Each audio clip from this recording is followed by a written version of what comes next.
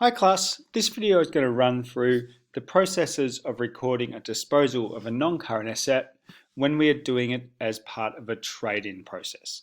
So this video is the second on disposal of non-current assets, with the first recording how to record a disposal when we have the proceeds of cash. So there will be some assumed knowledge. So if this is the first one you're watching in terms of disposal, which is chapter 17 of the Macmillan textbook, I highly recommend that you watch the previous video to get some background knowledge. What am I talking about when I say trade-in? When I'm saying trade-in, what we are talking about is an asset that has gotten to the end of its useful life and has been disposed of, but the business recognizes that they need a new non-current asset to replace that. Many businesses allow businesses to dispose of their non-current asset and get a replacement new asset, with the cost of the new asset being reduced by the value of the old asset. So for example, if we had a vehicle in a business that was nearing its end of life and it was worth $1,000, we might trade this in to buy a new vehicle, and the cost of the new vehicle will be about $1,000 less as a result. There are a number of steps for recording a disposal of a non-current asset using a trade-in, and they are very, very similar, except almost identical for when we record a disposal of non-current asset where we get the proceeds of cash. Our steps are still fourfold. Step one, we need to transfer the historical cost from the asset to the disposal of asset account. So we step back for a second. What are we doing when we're disposing of a non-current asset? We are removing all the records of this asset on our books and also recording the proceeds, so the part of the transaction that's happening today. So we need to remove step one, transfer the historical cost. Step two, we need to recognize that accumulated depreciation has been recorded on this asset, and we need to remove that off our books. And we do both of these in our new account or new ledger called disposal of asset. And when I say disposal of asset, what I mean by is we think about what the asset is in our case, and it becomes, for example, disposal of van, disposal of pizza oven, disposal of machinery, whatever the asset is we're talking about. It is this disposal account which is essentially our scorecard for determining what happens. Step three in this process, we record the proceeds received from the disposal of the asset, and it is this step that differs between a cash and trade-in disposal. And step four, we record the profit or loss. Quite a complicated process. You're going, how the hell am I going to remember this? There is a really simple acronym to remember. First off, we need to consider the historical cost, H. Step two, we need to consider the accumulated depreciation, the A. Step P, proceeds, and then we need to consider the profit or loss. So our acronym is HAPL. We just remember that we're going to use one account, our disposal of asset name account, to record all of this. This is our temporary scorecard account to work out our profit or loss. Let's have a look at an example. This is a trade-in example, and in this case we're going to use very similar, in fact almost identical information as the example we used in the previous video. 1st July 2022, we purchased a van for $30,000 plus GST. There has been $5,000 of depreciation each year, and on the 30th of June we have traded in the new van, which was purchased for $35,000 cash, or would be purchased for $35,000 cash. There is a trade-in allowance though of $8,000.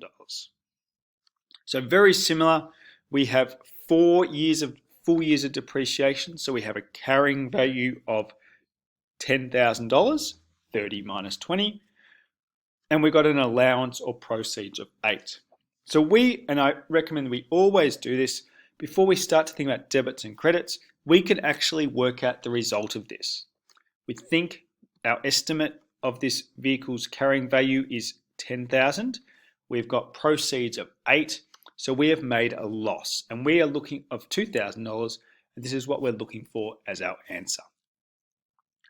So, quick note, a lot of these numbers look very similar. They're almost identical to our previous example on cash. The only difference is we're getting the van traded in for $8,000 rather than selling it for $8,000 of cash. So the first couple of steps are going to be really similar. We're going to go through all 4 steps, but the first 2 are identical to the previous video. Step 1, we need to transfer the historical cost of the asset to the disposal of asset account name. $30,000 was our historical cost. We originally recorded this as an increase to our asset of van, so that was a debit. So transfer this away, remove this from our books. We remove the debit via a credit. Our scorecard account disposal of van records the debit because we must always record the same amount of debits and credits. The H has been completed, and our disposal of van scorecard account records the debit of $30,000. We also need to transfer in step 2 the A, the accumulated depreciation. How much has been accumulated depreciation of this asset? $20,000. When we record accumulated depreciation, this was a credit. It's essentially a negative asset account that's reducing our asset value. Assets going down are credits. So to remove this credit, we're going to do a debit. Debits must equal credits, so our scorecard account disposal of van records the credit, and our A has been transferred in our accumulated depreciation, and our disposal of van scorecard is starting to look like this. We now have written a credit on disposal of van because of the credit in our general journal, credits being right-hand side. The harder bit here is to think about the proceeds. What did we receive from the disposal of the asset? We didn't receive cash this time. What have we essentially received? A discount on our van. So we're going to record this, and this might sound a little bit of counterintuitive at first, we'll explain it later, as an asset increasing. The asset isn't cash now, the asset is van, because we don't have any cash, but we have got a discount of our new van, but our van is still going to be worth the same amount of money when we get it. So we're going to be penalized. We're going to record a reduced asset increase later. So we record the proceeds as a van now. Our new asset is going up by 8,000, and our scorecard of disposal of van continues. Our P has been recorded in terms of our proceeds, and in this case, a credit for disposal of van with the cross-reference van. We then have to think about our profit or loss. As I said, it's really important, I think, to work out the profit or loss before you do your debits and credits, because this is a way we can check to see if our answers are correct. We know from our previous calculations that we have a $2,000 loss. So when we're recording the profit or loss, we know that we have a $2,000 loss, and losses are expenses. Expenses going up are debits, and our expense is called loss on disposal of van. Again, our scorecard account disposal of van must be the other side of this transaction, and this makes sense when we look at our general ledger of disposal of van now. Our debits equal our credits. We can close this off. And if we look at it, the only way to make our debits equal credits would be to record a credit in disposal of van of 2,000, which hence means it must have been a loss. And we're really confident we've done it all correctly because our debits and credits align with a number that made sense when we worked out our profit or loss at the start. Normally, for cash, this is where we would stop. But there is still another transaction to record here. Having completed the disposal of van account, we now need to complete the purchase of the new van. Let's remember what happened on 30th of June 2026. The van was traded in for a new van. This would have been purchased for $35,000 cash. The wording isn't great there. But the trade-in allowance was $8,000. So we don't actually have to pay the full $35,000 because we're reducing it by 8. So what does it look like now? A van has gone up by 27,000. The van we would have purchased for 35 is now 27. The trick here is, and this is a bit of something that will look a bit weird and hopefully it's jumping out at you, we still have to record the GST at 3,500 because the van would have been 35,000. This is still GST as far as we're concerned. So our cash that is going to go down as a result of this is 30,500. So this is the purchase of the van after a trade-in allowance of $8,000. Our van going up by $27,000 might feel weird when we know it's worth 35. Aren't we being penalized?